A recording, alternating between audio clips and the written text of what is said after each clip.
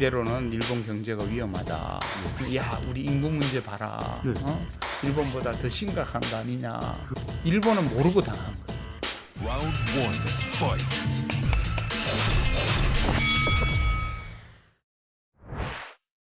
안녕하세요. 박종원의 경제한방입니다. 사실 일본 경제 얘기만 하면 일본에 대한 비관론이 굉장히 많이 나오는데요. 그게 일본 내부에서도 지금 그 목소리가 정말 크기 때문에 과연 일본의 경제 상황이 어떻게 돌아가는지 정확하게 좀 살펴봐야 될 것 같습니다. 그래서 오늘은 오랫동안 일본을 연구해 오신 김현철 서울대학교 일본연구소장님을 모셨습니다. 안녕하세요. 예, 반갑습니다. 자, 일단 가장 큰 화제 중에 하나로 일본에서 떠올랐었던 게 사실 일본의 고위관료 출신의 석학이 썼다는 일본이 선진국에서 탈락하는 날, 이 책이 일본에서 계속 회자가 되고 있다고 하는데, 이대로 가면 정말 2030년에는 일본이 선진국 대열에서 탈락할 것인가? 진짠가요? 일단 그거 자체가 궁금해집니다. 네. 이 노구치 교수님의 책이 한국어로도 이제 번역돼 나왔는데요. 이 노구치 교수님은 진짜 대단한 학자입니다. 동경대학을 졸업하고 우리나라 같으면 기재부 관료를 하다가 예일대학에서 박사학위를 받고 이제 동경대학으로 부임하신 분이신데요. 이분의 저작 중에 굉장히 유명한 게 일본이 어떻게 고도 성장이 되었는가, 성장 메커니즘을 밝혀내서 일세를 풍미한 그런 분이거든요. 근데 이번에는 이제 일본이 어떻게 추락하는가를 또 밝혀낸 책이라서 굉장히 주목을 받고 있거든요. 근데 일본 전문가뿐만 아니라 애킨슨이라고 골드만삭스 경제 애널리스트인데 일본 경제를 굉장히 예리하게 분석하시는 분이에요. 그래서 전 수상인 스가 총리가 이 사람을 자문으로 모셔옵니다. 그런데 이분도 이대로는 일본 경제가 위험하다. 네. 그래서 이게 내외로 지금 일본 경제가 위험하다라는 거를 이제 보내고 있고 실제 사실은 위험한 그런 상황입니다. 이 일본 경제에 대해서 이렇게 말씀을 드리면 댓글에 꼭 나오는 게 있습니다. 그래도 일본이 얼마나 경제적으로 대단한 나라였는데 무슨 소리냐? 이렇게 또 이렇게 반박을 하시는 분들이 있어요. 그렇죠. 이제 말씀하신 것처럼 일본에 대해서 이제 이야기하면 다양한 반응이 오는데요. 저는 다양한 반응 속에 이제 소니 세대 반응하고 그 젊은 세대, 김연아 세대의 반응이 틀려요. 그 소니 세대는 원체 일본을 이제 추격하는 과정 속에서 그들의 그 인식에는 일본에 대한 부러움과 또 한국에 대한 열등감, 이게 이제 공존하고 있거든요. 이제 부러움이 이제 지나치면은 이제 일본에 대한 칭송, 경외로 바뀝니다. 그래서 일본에 대해서 이야기하면은 어떻게 감히 한국이 그 경제 대국인 일본을 따라갈 수가 있어. 또 이 열등감에 또 인식을 많이 갖고 있으신 분 중에는 이게 지나치게 자기 비하로 돼가지고 야, 한국이 먼저 망해. 뭐 한국은 뭐가 있다고 이렇게 이제 인식을 갖고 있는 거거든요. 근데 이제 젊은 세대, 김연아 세대는 인식이 완전히 달라요. 그들은 뭐 그럴 수 있다. 그 뭐 120개국 중에 일본은 하나의 국가고 쿨하게 받아들이고, 그래서 뭐 우리도 잘하는 거 있다. 너도 잘하는 거 있다. 그래서 일본에 대한 어떤 평가에 있어서는 이렇게 세대 간 또 인식이 어느 틀에 있는가에 따라 가지고 이게 달라지다 보니까 일본에 대한 객관적 분석, 이게 이제 부족한 점이 있는데 서울대 일본연구소가 정확한 정보를 이제 발신하고 있습니다만은 이번에 금리 문제도 마찬가지입니다. 이제 일본 경제 상황을 보면 정말 특이한 게 다른 나라는 다 지금 금리 올리고 긴축한다 그러는데 일본은 오히려 지금 뭐 돈을 더 푸는 거 아니냐 이런 얘기도 나오고 있거든요. 그 정도로 지금 상황이 어려워서 그런 건가요? 아시다시피 코로나 충격이 왔을 때 우리도 충격이 왔죠. 그런데 우리는 1년 만에 V자 회복해가지고 정상화가 되었기 때문에 이제는 금리를 올려도 되는 경제 체력이 됐기 때문에 올리는 거거든요. 근데 일본은 코로나 충격이 우리보다 훨씬 더 충격이 심했고 회복이 지금 더딥니다. 그래서 아직도 회복이 안 된 상태예요. 근데 이게 안 된 상태에서 금리를 올리려면은 이게 저 침체된 경제를 더욱더 주저앉히는 거기 때문에 올리지 못하는 겁니다. 또 하나는 일본의 구조적인 문제 때문입니다. 일본은 이제 정부 부채가 260% 정도까지 가지 않습니까? 그러다 보니까 이게 금리를 올리면은 부채에 대한 원리금 상환 부담이 이게 엄청난 거예요. 그렇죠. 안 그래도 지금 뭐 정부 예산의 한 20여 프로를 지금 원리금 상환에만 썼는데 이게 금리가 올라가면은 이게 25%, 30% 이렇게 돼 버리면은 국가 전체의 경제 운영에 엄청난 차질이 있는 거거든요. 이런 어떤 구조적인 문제까지도 지금 일본은 금리를 못 올리는 그런 상황에 있는 겁니다. 이렇게 계속 금리를 못 올리는 상황 괜찮은 건가요? 다른 나라 같으면 이게 문제가 생길 텐데 일본이라 다른 건지 이게 어떻게 될지 궁금해지는데요. 일본이 이제 기대하는 거는 지금의 금리 인상이 일시적인 거를 바라는 거죠. 지금 물가 상승이나 금리 인상이 코로나라든지 우크라이나 사태라든지 이런 충격 때문에 온 것이라고 판단되기 때문에 특히 이제 물가 상승 부분에서는 빨리 일시적으로 잠잠해지면은 이 정도 마이너스 금리로도 계속 갈 수 있지 않겠는가 하는 희망적인 발행까지도 섞여서 지금 버티고 있는 거죠. 일본 경제에서 또 하나 특이한 게 바로 인플레이션율인 것 같은데요. 아니 우리나라도 그렇고 미국은 뭐 진짜 심각하고 유럽도 어마어마한 인플레이션율을 겪고 있는데 일본은 지금 현재 물가 올랐다는 게 2%대 이 정도 수준인 거 보면 일본은 이게 다행인 건지 아니면 이 어떤 쪽으로 봐야 되는 겁니까 이 상황을 대체? 이것도 이제 일본을 좀 자세히 봐야 되는데요. 일본은 거의 지난 30년간 디플레이션이었어요. 그러니까 계속 가격이 하락하는. 그런데 이제 디플레이션이 사실은 이게 경제를 진짜 골빙들이는. 왜냐하면은 디플레이션은 공급보다 수요가 없다라는 거잖아요. 네. 이러면 이제 수요가 없는 게 이게 진짜 기업이라든지 경제 운영에 있어서는 진짜 어려운 상황인데 이제 일본은 어떻게든 이거를 인플레이션으로 돌리려고 굉장히 노력했어요. 오죽했으면은 이제 아베노믹스를 하면서 목표를 두 가지가 그렇습니다. 하나가 자기 재임 중에 경제 성장률 3%를 한번 해보겠다. 네. 물가를 2%로 한번 올려보겠다라고 했는데 이제 본인은 다 실패했습니다. 경제 성장률은 3%는 고사하고 1%도 안 되는 그런 참담한 결과를 냈고 결국은 뭐 물가 상승은 그나마 좀 성황이 비쳤는데 그래도 2%는 전혀 못 달성했거든요. 근데 이제 이번에 우크라이나 사태라든가 세계 공급망 사태로 이제 2%를 달성해가지고 아이러니하게 거의 사후에 두 가지 목표 중에 하나는 달성되는 그런 결과를 이제 나왔습니다만은 근데 이게 2%가 일시적인 충격에서 온 거기 때문에 만약에 이제 우크라이나 사태라든가 이런 게 잠잠해져 석유가가 원래대로 돌아가고 또 뭐 환율이 돌아가고 이러면은 오히려 일본은 다음에 오는 디플레이션을 여전히 우려하는 거죠.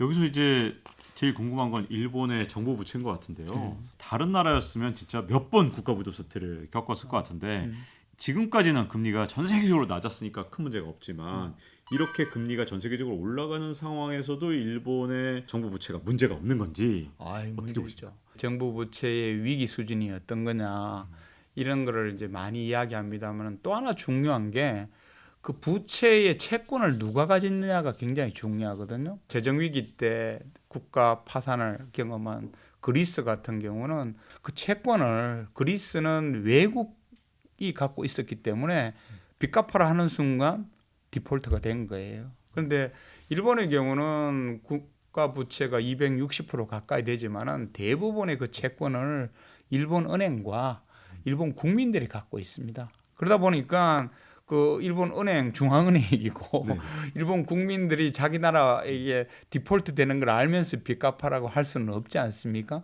이런 국가 부채의 다른 측면이 있기 때문에 일본은 그래도 선진국 중에는 최악의 정부 부채를 가지면서도 그래도 운영될 수 있는 그런 또 다른 구조를 갖고 있는 거죠. 1년 예산의 뭐 한 4분의 1, 뭐 상황에 따라서는 한 5분의 1 이 정도를 채무 상환 또 이자 갚는데 이런 데 쓰고 있는 거더라고요.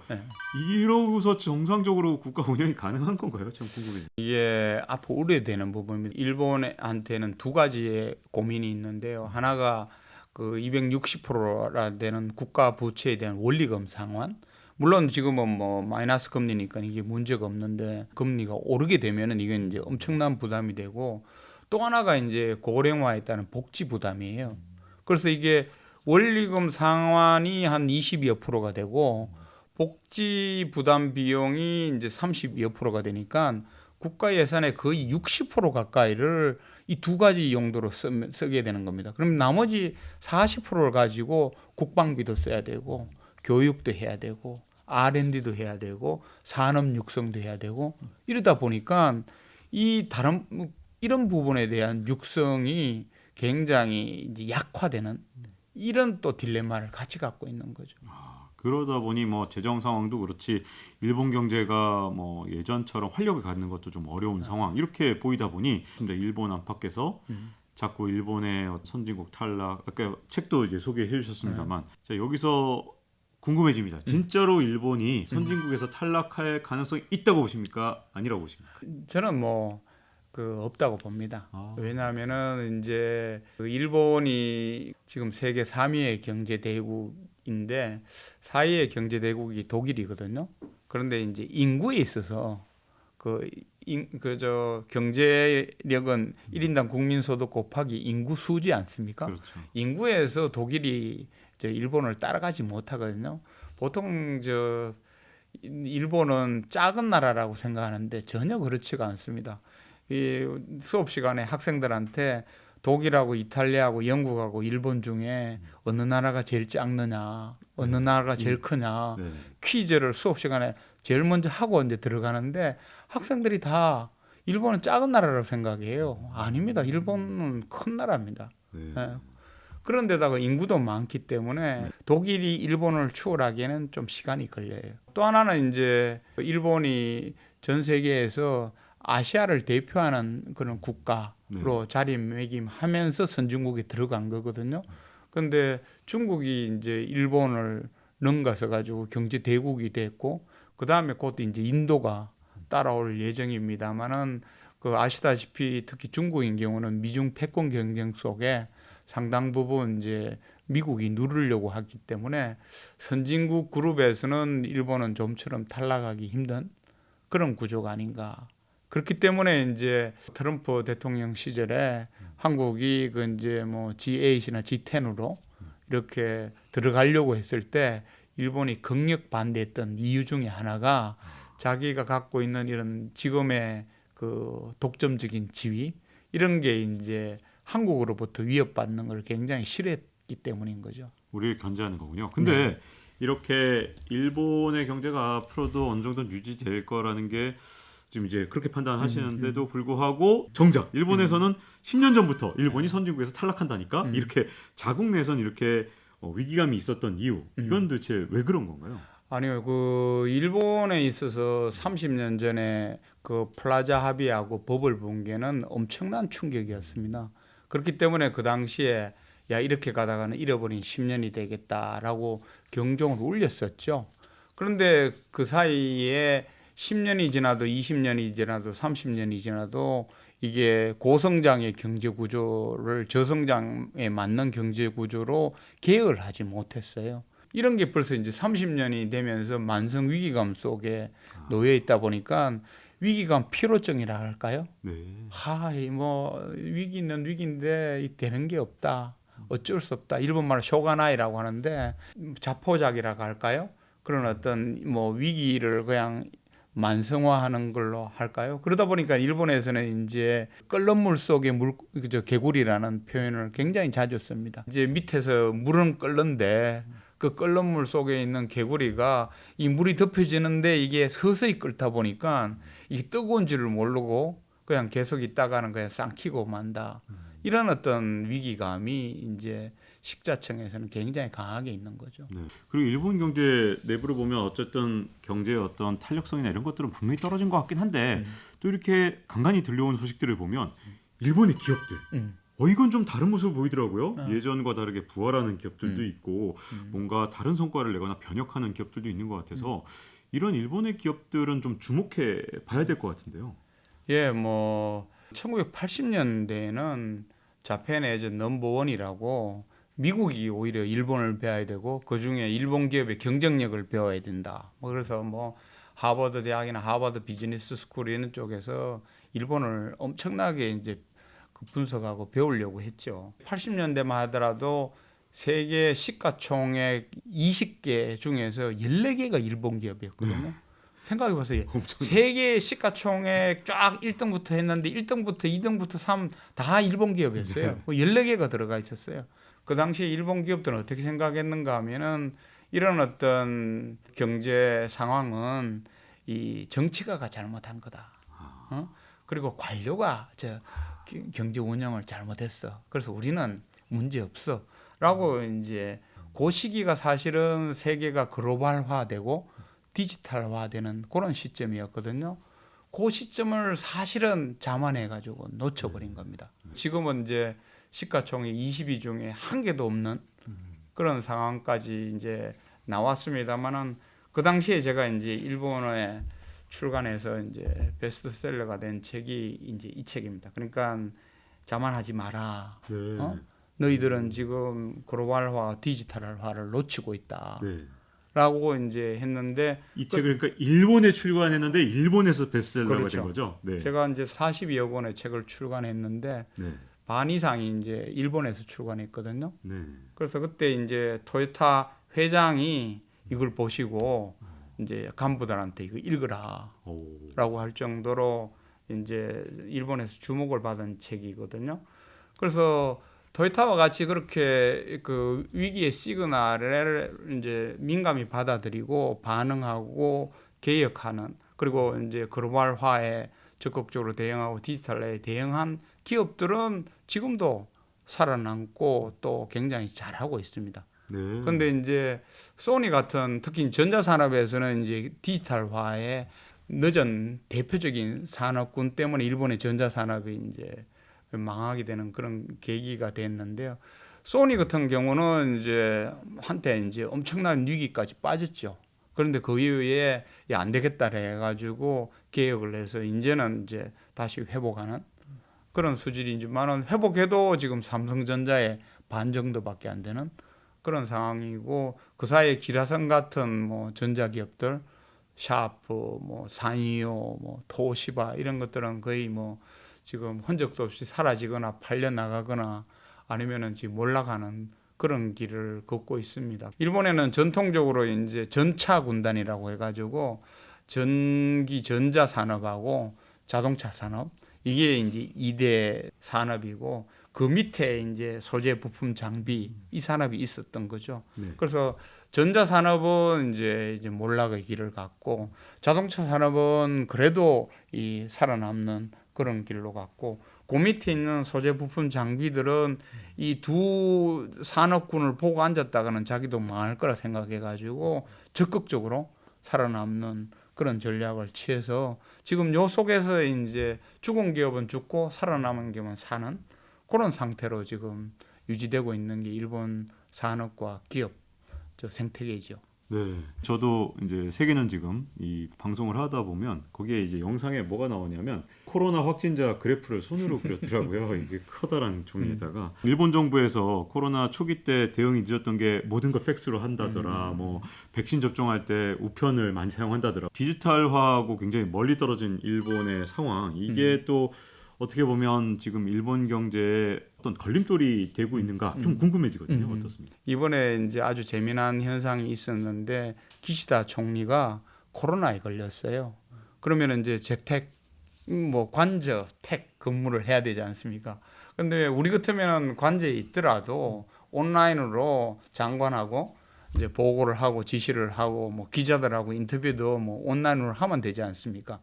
근데 기시다 총리가 어떻게 하고 있는가 하면은 본인은 이제 재택하면서 화상을 하는데 장관들은 이제 관저에 다 오라고 합니다. 네. 장관들은 이제 관저에 있는 기시다의 화면을 보고 이제 화면대 사람의 이제 회의를 하고 앉았는 거예요. 정말 특이한데. 디지털화가 되려면은 리더가 디지털 길을 자유롭게 써야지 디지털화가 되는 겁니다. 근데 일본은 아시다시피 이게 수상들이라든가 이런 분이 고령의 분들이지 않습니까?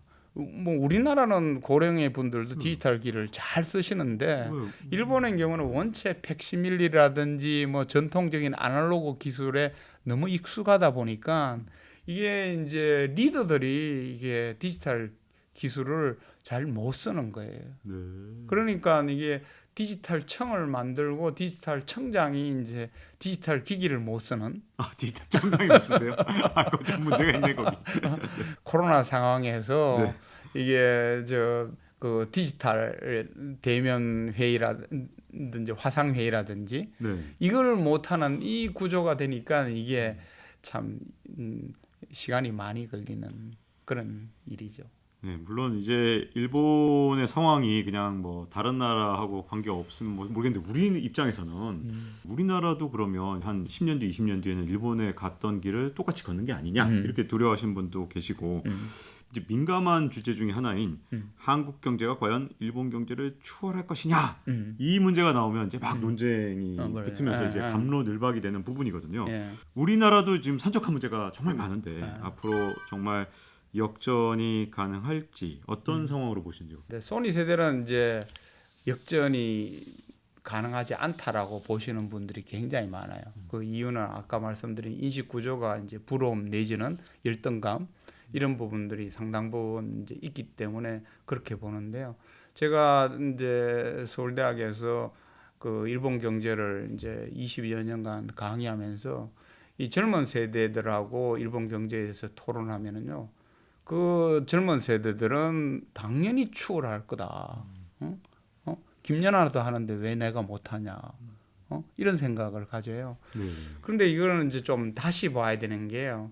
그 우리나라가 이제 일본을 추월하는 현상이 몇 가지 있었거든요. 예를 들어 가지고 1990년대에 한국의 일부 기업들이 일본을 추격하다가 추월했어요. 그거는 결정적으로 90년대에 일본이 이제 글로벌화와 디지털화 이런 데 뒤처질 때 한국 기업은 새로운 길을 갖게 됐거든요.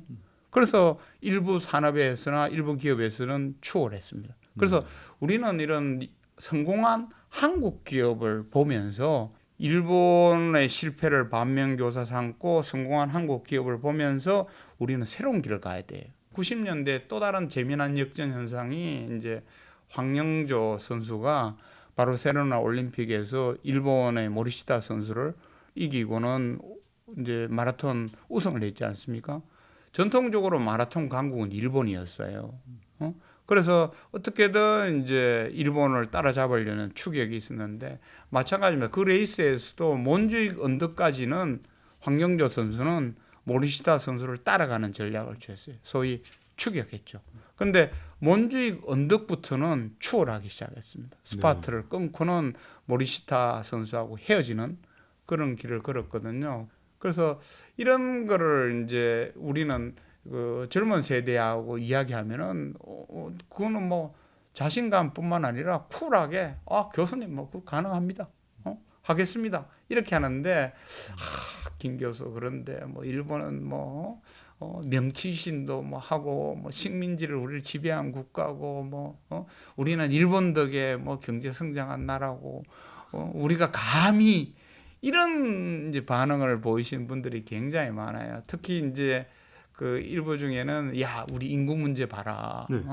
일본보다 더 심각한 거 아니냐. 그런 지적은 저희 댓글에도 아마 많이 나왔고 네. 아마 이번 글에도 나올 것 같아서 제가 미리 질문을 드리면 아니 다 좋다. 아직까지 네. 우리나라가 이렇게 굉장히 잘 따라온 거 맞고 지금 역전 눈앞에 있는 것까지는 인정을 하시더라도 이제 합계 출산율이 일본은 뭐 1.3에서 1.4로 왔다 갔다 하니까 0.7대인 우리나라의 2배 정도 되거든요. 이런 상태로 20년 뒤, 30년 뒤에 과연 우리가 일본을 추월하는 게 말이 되냐. 우리가 여기까지 온 건 맞지만 여기서부터 오히려 격차가 벌어지는 게 아니냐. 이렇게 보시는 분들도 많거든요. 예. 저도 일본 연구자이기 때문에 일본 경제가 어떻게 힘들어지는가를 이제는 보고는 인구 문제를 포함해서 어떻게 대응해야 되는가를 제일 먼저 이제 그 선두에서 이제 경종을 울리는 학자의 한 사람인데요.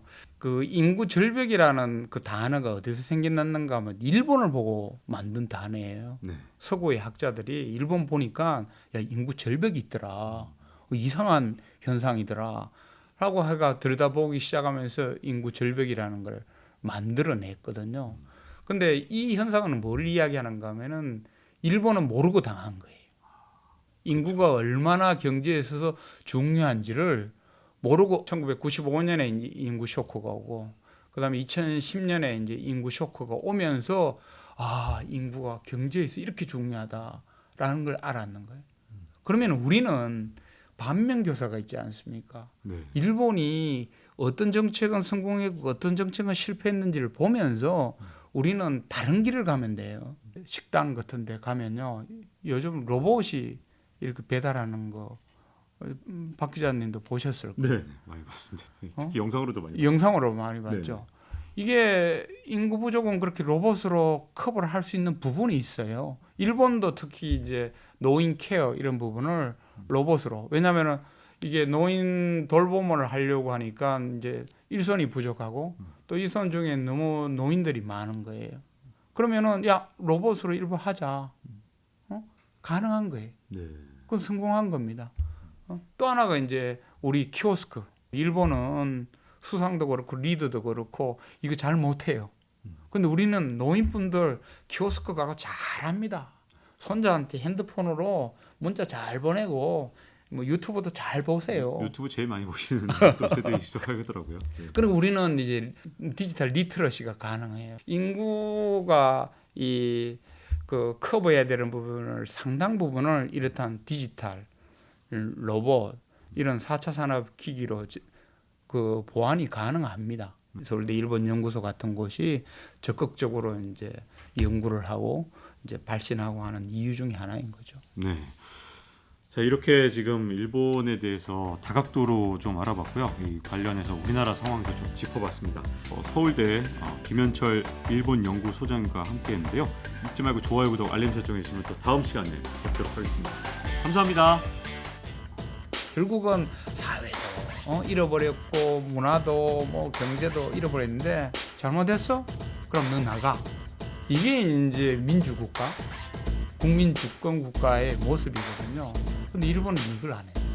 일본이 이제 피크를 찍고 몰락하는 결정적인 이유가 있다. Round one, fight.